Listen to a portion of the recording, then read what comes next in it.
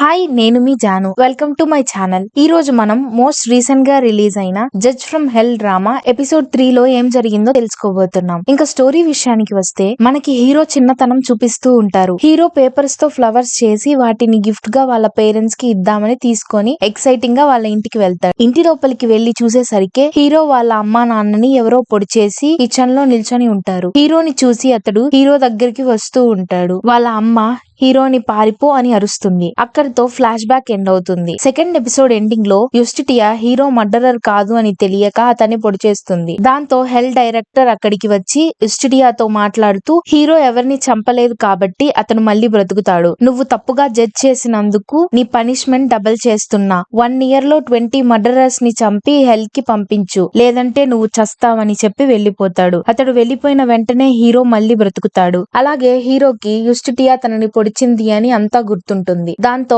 Hero యుస్టిటియాకి సంకెళ్లు వేసి police station కి తీసుకువెళ్తాడు. కానీ పోలీస్ స్టేషన్ లో హీరో చెప్పిన మాటలు ఎవ్వరూ నమ్మరు. ఎందుకంటే తన బాడీ మీద చిన్న ఘాటు కూడా ఉండదు. చీఫ్ ఆఫీసర్ కిమ్ యుస్టిటియాతో మాట్లాడుతూ డిటెక్టివ్ హాన్ నిన్న తాగింది ఎక్కువ అయ్యి ఏదేదో మాట్లాడుతున్నాడు, అందుకు సారీ అని చెప్పి సంకెళ్లు విప్పేస్తుంది. యుస్టిటియా మరియు తన అసిస్టెంట్ ఇద్దరు బయట రెస్టారెంట్ లో తింటూ ఉంటారు. అసిస్టెంట్ యుస్టిటియాతో మాట్లాడుతూ 10 మర్డరర్సే కష్టం అనుకుంటే మీరు ఇప్పుడు 20 చేశారా అని బాధపడుతూ ఉంటాడు. ఈ లోపల అక్కడ వెయిటర్ యుస్టిటియాకి కత్తి చూపించి పక్కకి రమ్మంటుంది. ఆ వెయిటర్ ఎవరంటే ఫేక్ హెల్ వార్డెన్. యుస్టిటియా హీరోయిన్ ని పొడిచిన వెంటనే ఆమె హెల్ కి వెళ్లకుండా తప్పించుకొని తిరుగుతూ ఉంటుంది. ఆ వార్డెన్ హీరోయిన్ ని పట్టుకునే ప్రాసెస్ లో ఆమెని మిస్ చేస్తుంది. దాంతో హెల్ డైరెక్టర్ ఆమెకి పనిష్మెంట్ ఇచ్చి భూమి మీదకి పంపిస్తాడు. దాని వల్ల ఆమె వెయిట్రెస్ అరోంగ్ బాడీలో ఉంటుంది. యుస్టిటియా అసిస్టెంట్ అరోంగ్ తో మాట్లాడుతూ ఆమె కంగ్మిన్నా కాదు యుస్టిటియా అని చెప్తాడు. అది విన్న ఆమె యుస్టిటియాతో మాట్లాడుతూ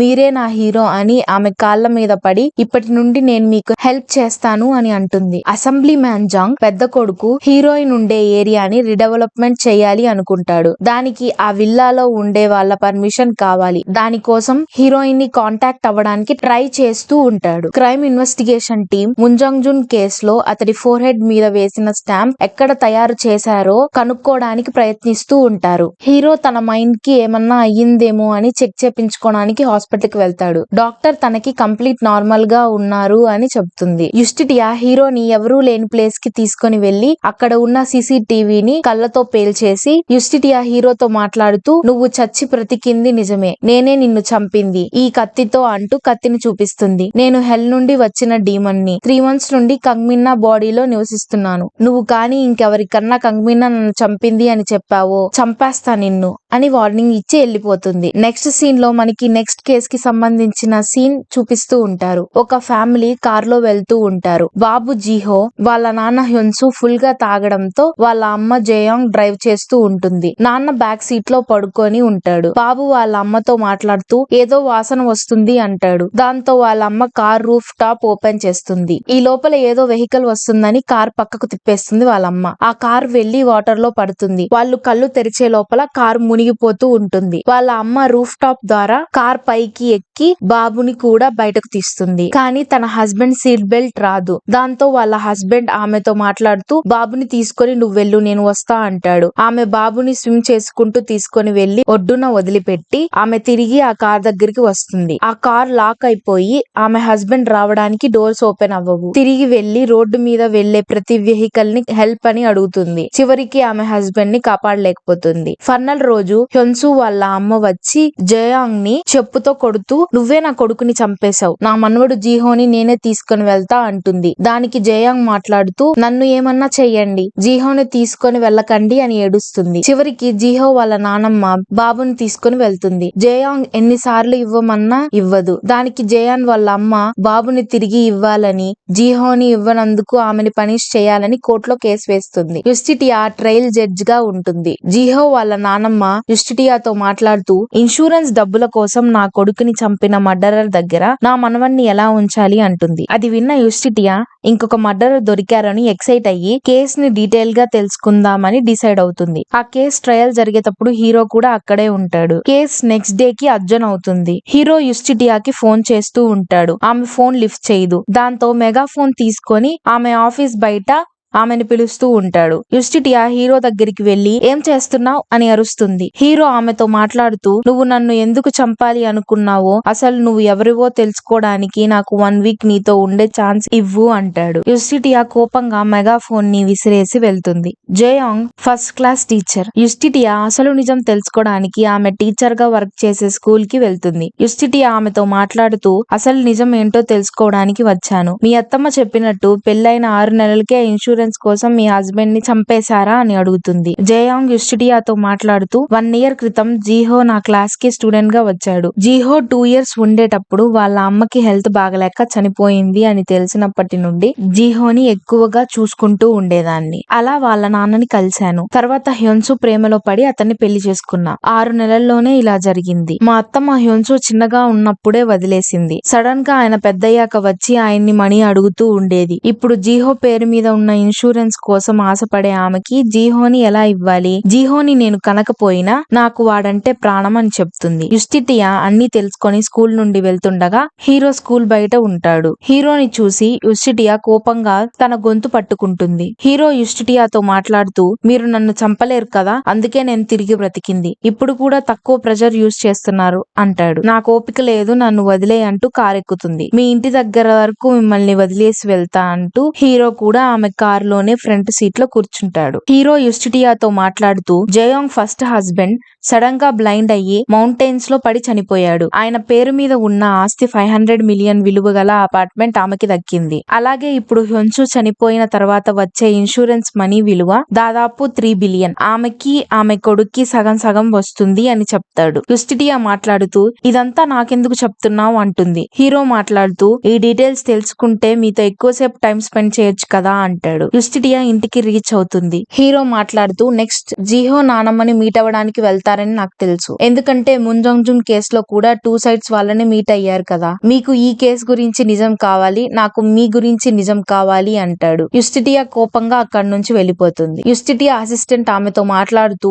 జయాంగ్ చూడడానికి మంచిదిలాగా ఉంది అంటాడు. యుస్టిటియా మాట్లాడుతూ చూడడానికి అమాయకంగా ఉంది అని మంచి పర్సనాలిటీ ఉంటది అనుకుంటున్నావా? నన్ను చూడడానికి అమాయకంగా ఉన్న డీమోన్ ని కదా అంటుంది. మనం 2 సైడ్స్ వినే డిసైడ్ చెయ్యాలి అంటుంది. యుస్టిటియా తనని హీరో ఫాలో అవ్వకూడదని ఎర్లీ మార్నింగే జీహో వాళ్ళ నానమ్మని మీట్ అవ్వడానికి బయలుదేరుతుంది. కానీ హీరో తన క్యాంపింగ్ కార్ లో నైట్ అంతా ఆమె ఇంటి బయటే పడుకొని ఉంటాడు. దాంతో తప్పక హీరోతో కలిసి జీహో నానమ్మని మీట్ అవ్వడానికి వెళ్తుంది. జీహో నానమ్మ చిన్న రెస్టారెంట్ నడుపుతూ ఉంటుంది. వాళ్ళు ఆమె రెస్టారెంట్ కి వెళ్తారు. జీహో ఎక్కడ, తను మీ దగ్గర ఉన్నాడు కదా అంటుంది. ఆమె యుస్టిటియాతో మాట్లాడుతూ నేను జీహోని పెంచకూడదు అన్నారని ఆర్ఫనేజ్ లో వదిలేశాను అంటుంది. యుస్టిటియా మాట్లాడుతూ మీ ఇంటిని చెక్ చేయాలి అని చెప్పి హౌస్ కీస్ ని తీసుకొని ఆమె ఇంటికి వెళ్లి వెతుకుతుంది. జీహో ఆ ఇంటి అల్మారాలో దాక్కొని ఉంటాడు. ఆమె యుస్టిటియాతో మాట్లాడుతూ ఎక్కడ మీరు నా మనవణ్ణి తీసుకొని వెళ్తారన్న భయంతో వాడిని దాక్కోమన్నాను అంటుంది. యుస్టిటియా ఆమెతో మాట్లాడుతూ